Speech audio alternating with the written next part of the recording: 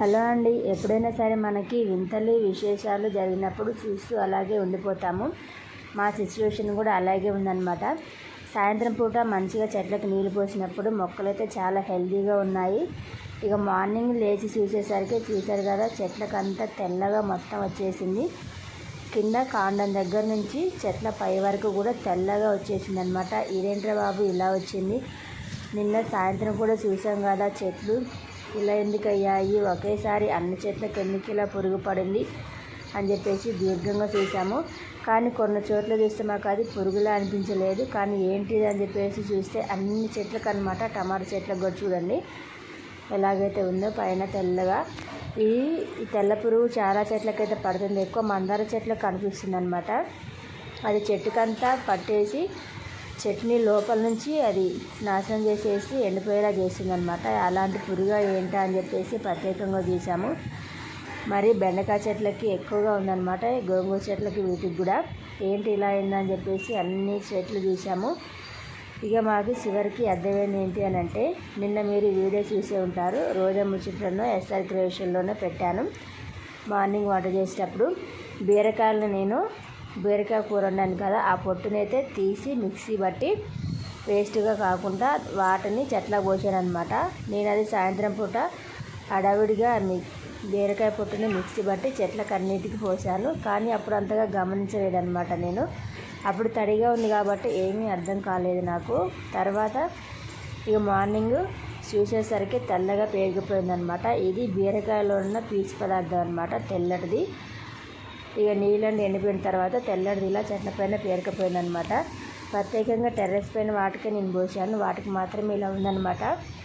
ఇక మా వారైతే ఫస్ట్ చూడగానే ఇది పురుగు పడింది చెట్లకు, అదే పోతుందో ఎండకి అని చెప్పేసి అన్నాడు. కానీ నాకు తెలుసు కదా, మందార చెట్లకు పడే ఆ తెల్లటి పురుగు చెట్లకు పడితే చెట్లు నాశనం అయిపోతాయి అనిపించింది. కానీ ఇదైతే పురుగు కాదనమాట, బీరకాయలోని పీచు పదార్థం. ఈ చుక్కమల్ల చెట్టు అంటే నాకు చాలా ఇష్టము. తీసుకొచ్చి నాటాన్ని మంచిగా నాటుకుంది, పూలు కూడా పూస్తుంది. ఇది వచ్చేసి చెంకుల చెట్టు అనమాట. ఒక ఫ్రెండ్స్ చూశారు కదా, మా కంగారు అయితే కాసేపట్లో ఏంటి ఇంత హెల్తీగా ఉన్న చెట్లు పురుగు ఇలా ఒకేసారి పడింది, ఎలా పోవాలి ఏంటి అని చెప్పేసి అయితే ఆలోచించాము. మాకేమో ఇదే ఫస్ట్ సారి టెర్రస్ పైన చెట్లు పెట్టడం. మాకేమో తెలియదు ఏ మందులు వాడాలి పురుగు పోవడానికి అని చెప్పేసి. ఇక నేనైతే ఫిక్స్ అయిపోయాను, ఈవినింగ్ వరకు చూసి ఆ తర్వాత పసుపు నీళ్ళు పోద్దాము చెట్లకి, లోపల ఏమన్నా చీడ లాంటిది ఉంటే పోతుంది ఎయిర్లకి అని చెప్పేసి అనుకున్నాను. కానీ ఆ తర్వాత అనిపించింది, నిన్న బీరకాయ పీచుని మిక్సీ బట్టి పోసాను కదా బీరకాయ పొట్టుని, అది ఇలా పేరుకుపోయిందని చెప్పేసి అప్పుడు అర్థమైందనమాట. చెట్లు అయితే చాలా హెల్తీగా ఉన్నాయి. కాకపోతే నెల రోజులు అవుతుంది.